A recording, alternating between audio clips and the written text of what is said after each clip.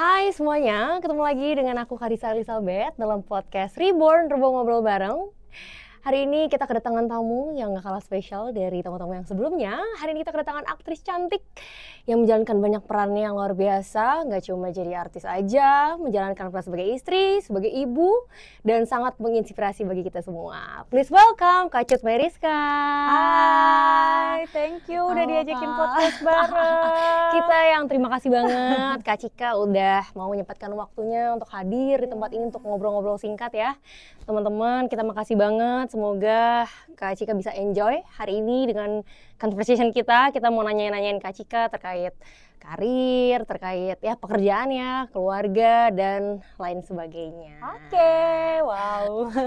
Oke Kak Cika, mungkin boleh diceritain sepak terjangnya di dunia hiburan. Pertama kali Kak Cika terjun ke dunia hiburan tuh gimana tuh ceritanya? Wah, itu udah lama banget ya, zaman aku masih SMP kayaknya. Oh, dari SMP ya, Jadi Kak? SMP itu, aku dulu tuh tinggalnya di Medan. Sama dong, aku juga anak Medan. Anak Medan? Kayak mana bisa ketemu di sini? Macam mana? Jadi dulu di Medan, terus udah gitu kan kalau Medan kan suka ada perlombaan-perlombaan gitu kan. Ya. Terus dari beberapa majalah-majalah yang terkenal di Jakarta pastinya. Nah waktu itu aku lagi jalan ke salah satu mall di Medan. Oke. Nah yang terkenal Mall apa tuh, mallnya Kak? Sun Plaza. Oh, Sun Plaza, anak Sun Plaza juga anak nih. Sun Plaza. Sun Plaza apa Carrefour ya? Aku lupa pokoknya Oke. antara itulah Antara itu gitu ya, ya. mall di Medan. Medan Plaza. Medan ya Plaza namanya. juga hits. Iya.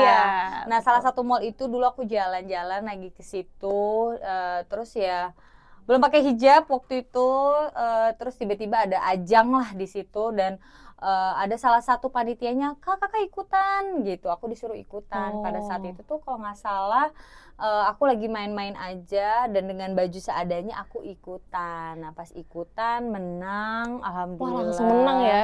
Nah pas menang ternyata aku pikir karena pikiran anak SMP, wah duit segitu lumayan besar ya buat aku pergi makan dimsum, pikirannya gitu. Makan dimsum, makan Pokoknya jajan-jajan gitu. lah di Medan gitu kan. Oh iya mau gitu. Terus kalau mau nyairin duitnya harus tanda tangan gitu, karena tanda tangan sebagai pemenang. Nah karena aku itu ya polos aja tanda tangan, ternyata itu ajangnya tuh masih berlanjut lagi. Oh, jadi kontraknya lanjut gitu? Iya, jadi ternyata tuh menang itu dari beberapa daerah, finalisnya di Jakarta. Oke, dan itu kakak posisinya nggak Nggak tahu? Jadi aku tanda tangan aja nama duit gitu, pikirannya tuh gitu. Terus pas ke Jakarta, waduh kalau mama sih ya mendukung gitu. Kalau papa sangat nggak dukung waktu itu. Jadi karena dua-duanya sangat mendukung? Enggak, mama mendukung, papa tidak kurang mendukung. Baik, karena berseberangan berarti? aku kan orang Aceh ya, jadi kayak papa tuh kayak nggak boleh di Jakarta nanti sama siapa, pokoknya ya agak berdebat lah di situ. Tapi dapat dukungan juga dari sekolah pada saat itu, sangat mensupport juga, jadi ikutlah finalis di Jakarta. Lagi-lagi, oh iya menang, alhamdulillah, tanda tangan kontrak lagi untuk mencairkan Menang terus nih. duitnya gitu kan. Aku nggak tahu di dalam kontrak itu ternyata ada kontrak sama PH, sebuah PH yang terkenal banget juga di Jakarta ini, dengan kalau nggak salah 300 berapa episode waktu itu. Lagi-lagi ya, karena waktu itu kan aku nggak ngerti masalah perkontrakan, tuh nggak ngerti. Masih baru lah ya kakak. Terus di situ. menang itu orang tua nggak boleh ikut kan untuk membahas masalah kayak kontrak gitu atau tanda tangan tuh nggak boleh. Jadi kayak abis menang kita masuk ke ruang ke restoran makan, abis itu tanda tangan gitu. Nah ternyata tuh ada selama 300 episode harus main di PH itu, eksklusif lah waktu itu. Langsung di situ dijabarkan 300 episode. Iya, 300 episode atau dalam kurung berapa tahun gitu kata dia. Lama ya pasti. Lumayan 300 lama. Episode tambah ngamuk lagi papaku kan. Terus mamaku malah happy gitu kan. Oh, ini mungkin udah jalannya gitu-gitu. Terus mama itu kelas 3 SMP. Kelas 3 SMP zaman kita yang namanya mau naik SMA tuh belajar tuh harus yang rajin, harus ini, nggak boleh malah main. 14 tahun ya Kak, 14. Akhirnya aku SMA-nya di Jakarta. Pindah karena akhirnya kontrak kakak? itu.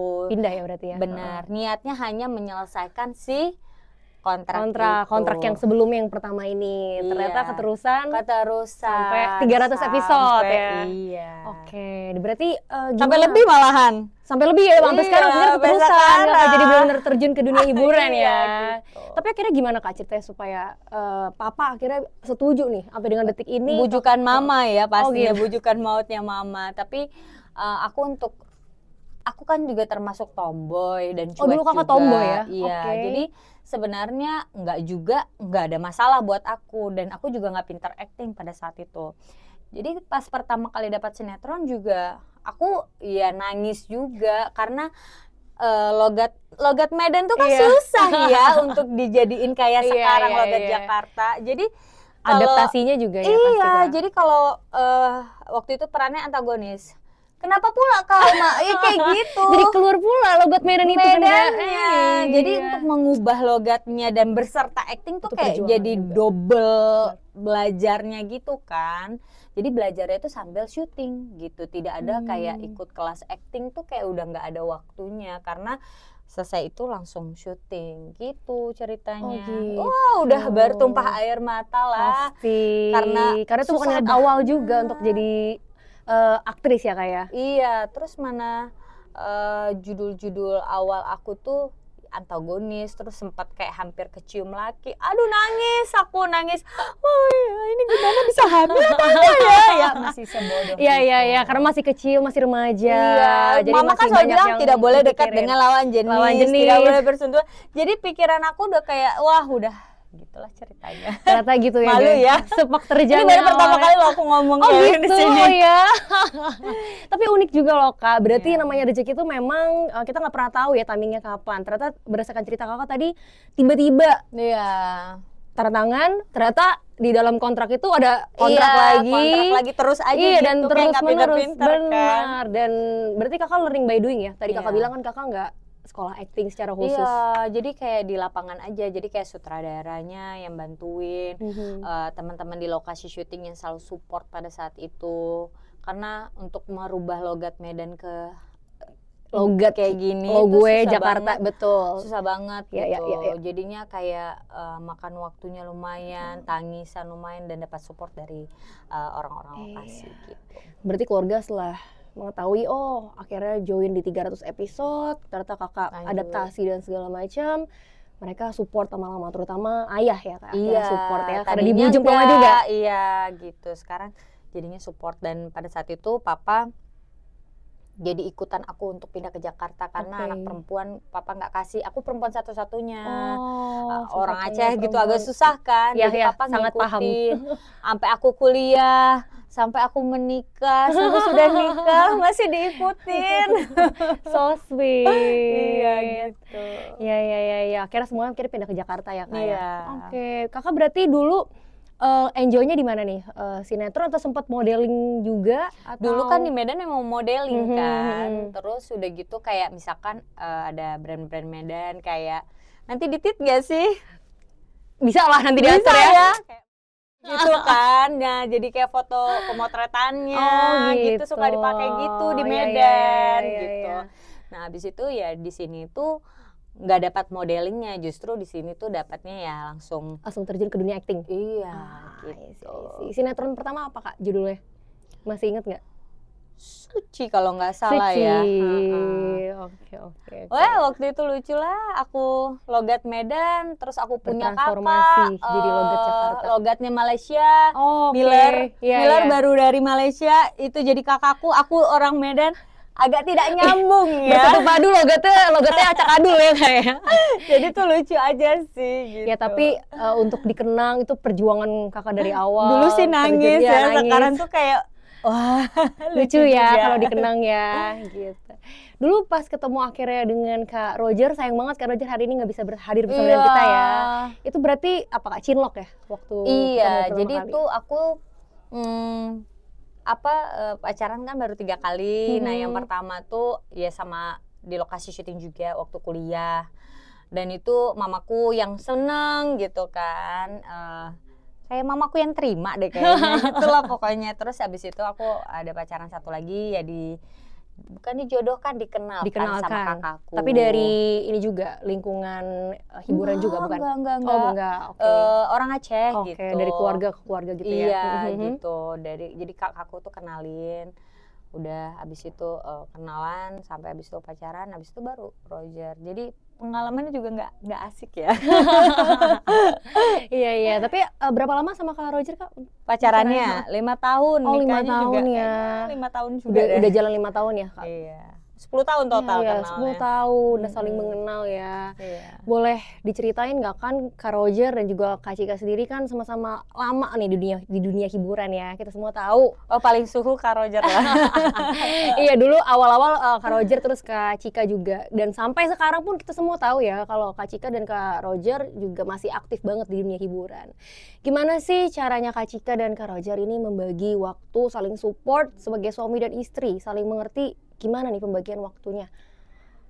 Wah, untuk di titik sekarang ini udah jarang waktu berdua ya. Oh gitu. Oke. Jadi mungkin waktu berdua ini ya, ini sekarang ada olahraga yang lagi ngehits Iya, kan, pedal pedal. itu kan.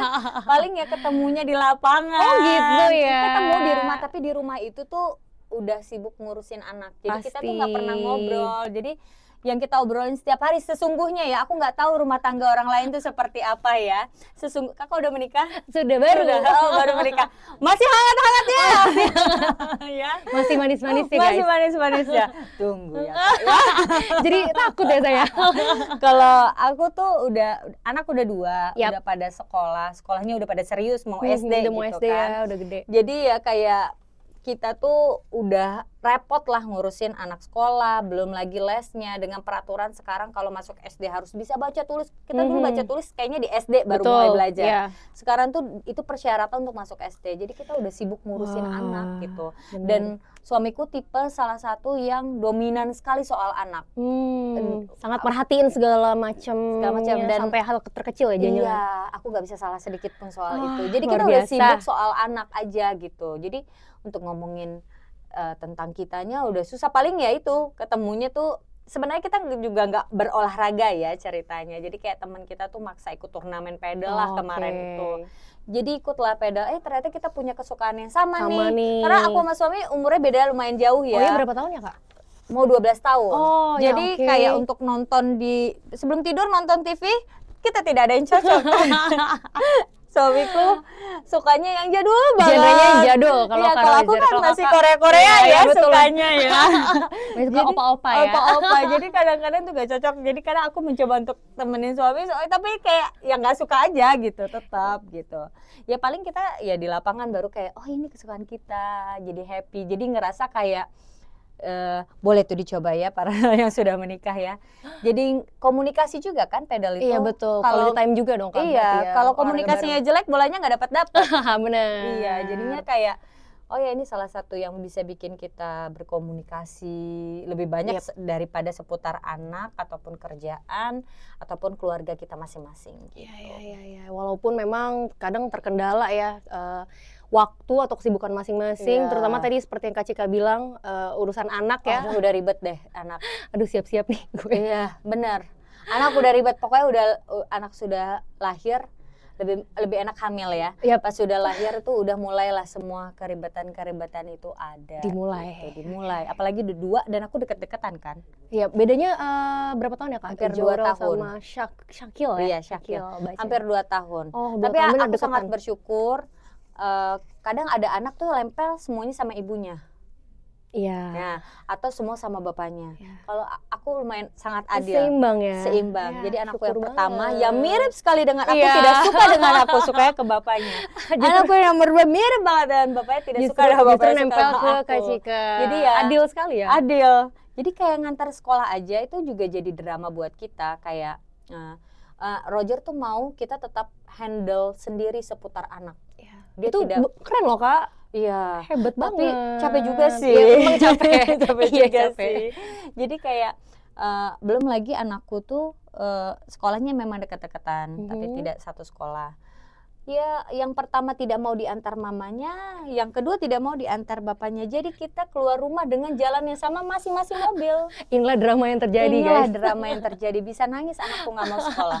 Ada drama pagi hari seperti inilah. Iya. Ternyata Kak Cika juga mengalami, guys. Mengalami, benar, betul, lumayan lelah sih. Gitu. Ya, tapi mungkin Kak Cika masih menikmati ya Kak masa-masa Iya. ini walaupun Kata memang sedih. Roger, ini nggak berjuang akan juga. lama kok, gitu. Jadi dinikmatin aja, nggak berasa nanti anak udah nggak mau lagi sama orang tuanya, mau nongkrong sama temennya. Iya bener gitu. Kak, keren banget sih kalau punya mindset itu. Iya. Ngomongin soal anak, Kakak sama Kak Roger nih ngebolehin nggak untuk Syakil dan juga Joral untuk juga terjun ke dunia hiburan? Atau strict, nggak usah ikut kita deh ke dunia hiburan, lu fokus aja belajar, sekolahnya bener-bener fokus gitu. Tipe yang mana nih? Aku sama Roger saat ini masih sama ya kita ya. Kita tuh dua-dua tuh sangat pencinta anak sekali. Jadi kita gitu. tuh masih sama-sama membiarkan keputusan anak tuh sukanya di bidang apa. Karena ketika anak itu memilih, kita yang memilihkan buat anak untuk menjalani hidup itu, kalau dia tidak suka, ya nggak akan ngalir juga.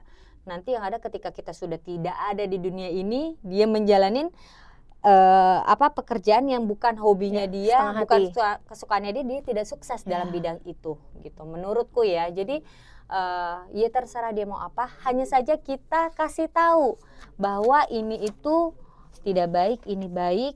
Tapi kalau sudah suka silahkan. Selama itu semuanya masih dalam keadaan normal. Iya, masih dalam tracknya gitu ya Kak. Betul. Berarti Kakak yang tipe memberikan atau terbuka ke semua pilihan. Iya. Jadi ngasih opsi-opsi gitu ya ke anak-anak. Tapi kita tetap kasih tahu bahwa ini ada yang nggak baiknya, ini ada yang baiknya gitu. Nanti abis itu biarkan mereka memilih.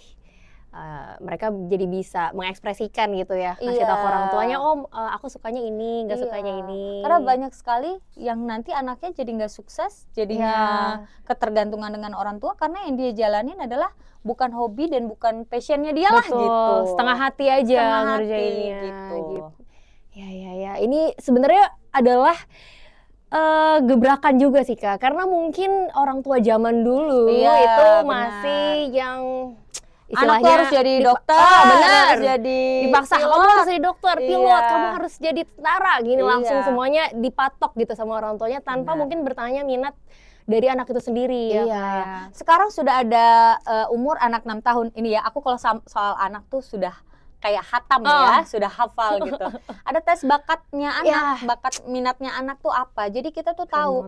Karena kayak sekarang nih nanti anak masuk SD, kita lesin basket, kita lesin sepak bola, kita lesin apa, ternyata dia nggak minat, dia nggak suka gitu, dia hanya terpaksa ngejalaninnya gitu. Alhasil sia-sia juga gitu. Mendingan kita support aja dia sukanya apa, karena itu pernah terjadi di aku. Mamaku tuh mau banget aku les melukis. Tomboy kan. Tapi kakak suka akhirnya? Enggak. Tidak. Jadi setiap anak itu banyak akalnya loh, apalagi anak zaman now ya. Dulu percaya aja sih. Ya zaman dulu aku aja, oh ya melukis, ya udah aku jajanin kau yang melukis ya. Ya zaman di Medan gitu kan.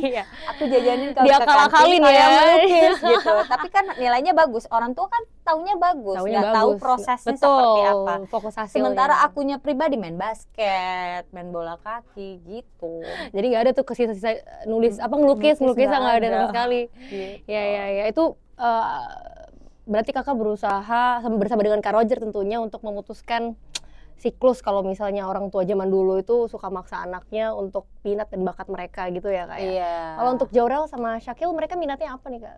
Kelihatan nggak dari sekarang udah mulai kelihatan nggak mereka? Kalau ditanya suka apa, pengen jadi dokter gitu. Kalau ditanya jawabannya begitu. Ya namanya ya bisa anak berubah juga gitu, taunya dokter, pilot, polisi, apalagi ya taunya kan kayak begitu. Kalau aku lihat-lihat sendiri, Jorel tuh suka seni kayaknya. Suka seni, turun dari orang tuanya nih. Iya, dia lentur sekali badannya. Kalau sudah soal joget aku lihat kayak juara ya. Juara gitu, bagus gitu. Terus dia suka bahasa juga kalau Jorel. Dia baru 3 tahun, dia demen Mandarin. Padahal bapaknya nggak bisa bahasa Mandarin. Lucu gitu, sekolahnya tapi ada Mandarin ya. Kalau yang pertama, dia seneng banget transportasi. Suka banget. Minatnya besar di situ. Iya, dia senang banget tren. Dia tuh suka semua model tren. Makanya aku udah naik semua transportasi, anakku tuh pengen banget. Jadi kayak seminggu tuh pasti ada 2-3 kali kita entah naik angkutan umum, naik busway, naik kereta, naik LRT, MRT. Iya, Dia sampai suka dia bilang, banget ya. Syakil belum naik kereta yang ada kacanya. Zaman baru keluar panoramik kan susah iya, kan. benar. Aduh gimana, terus ditagih terus.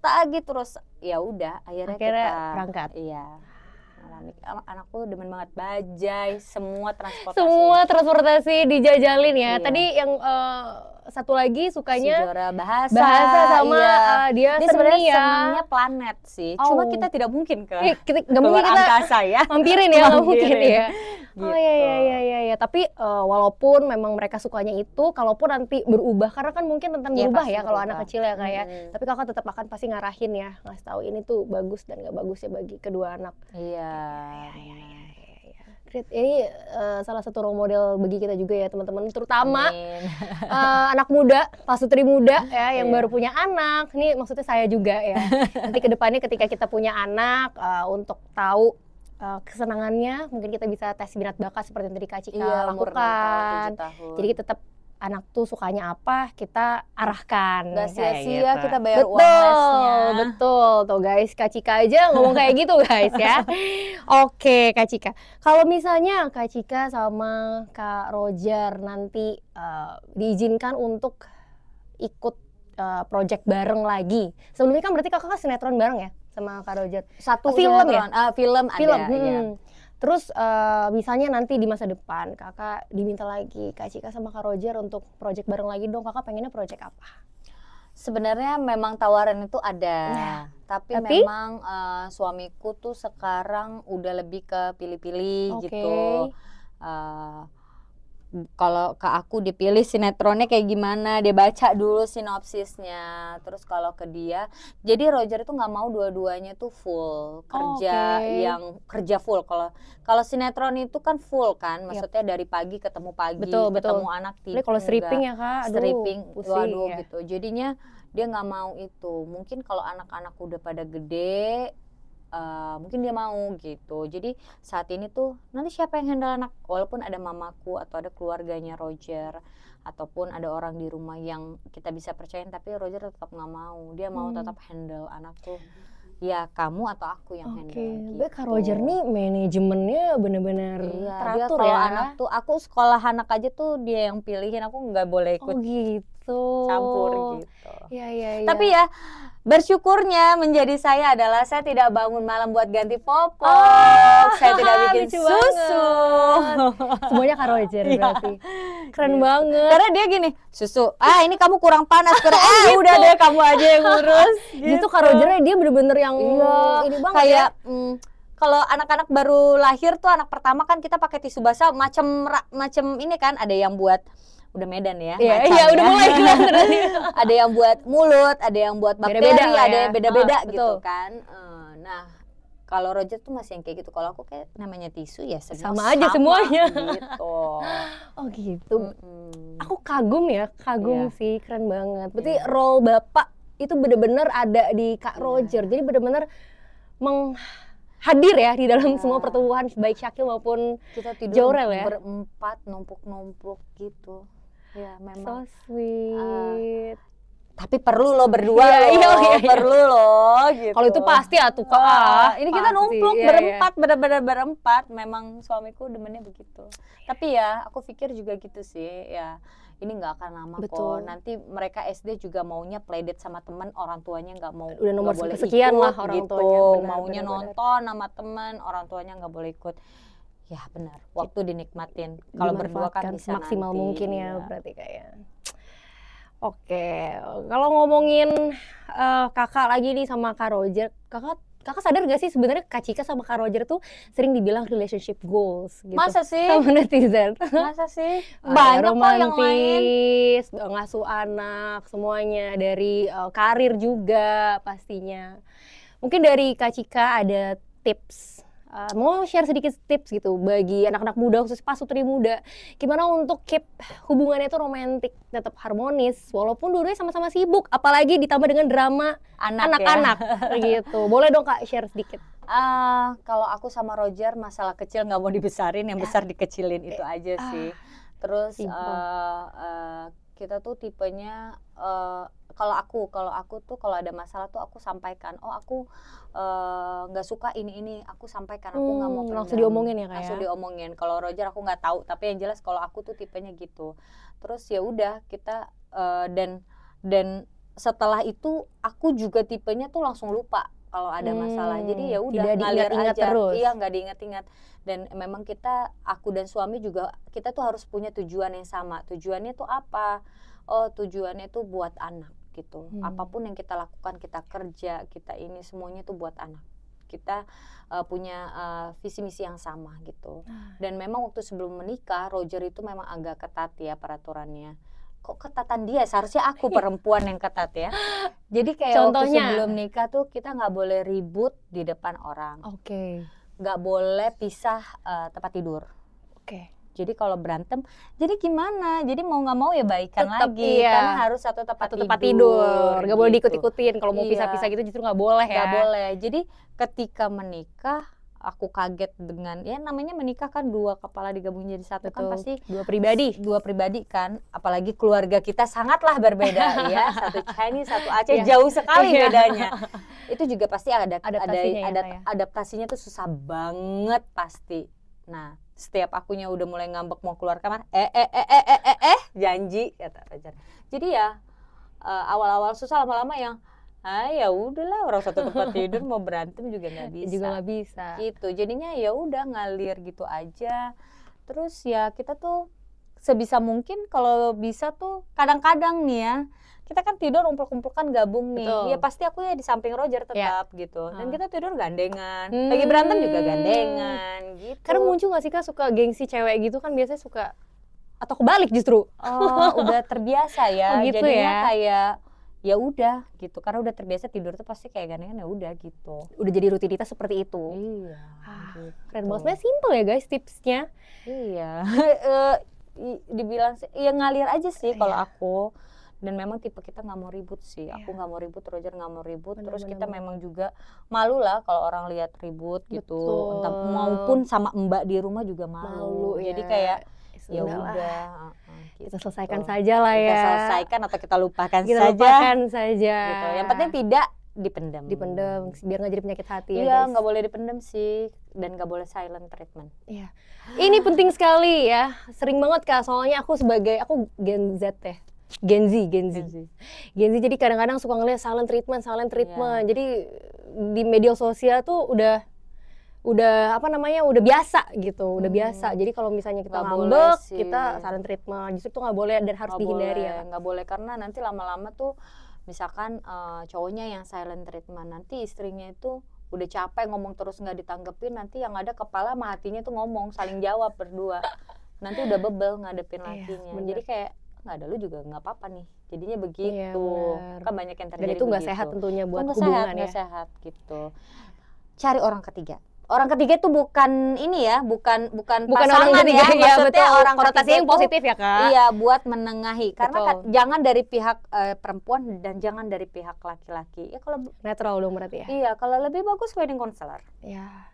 Nah ini juga nih, ini yang harus diingat juga sama anak-anak zaman sekarang. Karena ini masih sebenarnya belum pernah loh Kak untuk orang tua kita zaman dulu. Wedding counselor, psikiater, psikolog itu bukan aib dan bukan penyakit yang yang dipandang orang menjadi sebelah mata harus ditutupin, enggak. Ya kita semua harus cek juga. Justru sebagai upaya kita ya untuk mempertahankan, untuk membuat hubungan lebih sehat ya Kak ya. Kalau udah ngerasa ada cekcok ya wedding counselor aja. Nanti si wedding counselor kan bantu menengahi daripada nanti berlarut menjadi dendam, menjadi sakit hati, udah terpendam. atau menjadi silent treatment, lebih bagus wedding counselor kelar. Apa yang kita sampaikan udah disampaikan ke si wedding, yang pasangan juga gitu, nanti yang wedding yang menyelesaikan masalahnya. Kelar. Supaya tidak menjadi penyakit buat hubungan berdua Iya, dan juga berdampak ke anak. Jangan nunggu parah, kata aku jangan dan nunggu juga nanti berdampak ke keluarga ya. Benar. Itu aja sih tipsnya. Luar biasa teman-teman semua.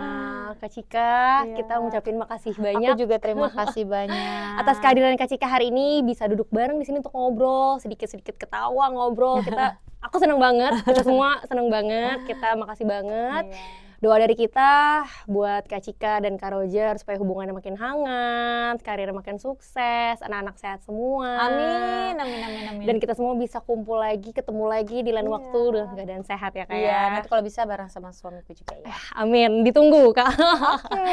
Oke teman-teman, makasih banyak yang udah simak Reborn ngobrol bareng di episode kali ini bareng Kak Cika. Sampai jumpa di episode selanjutnya. Sampai jumpa. Bye.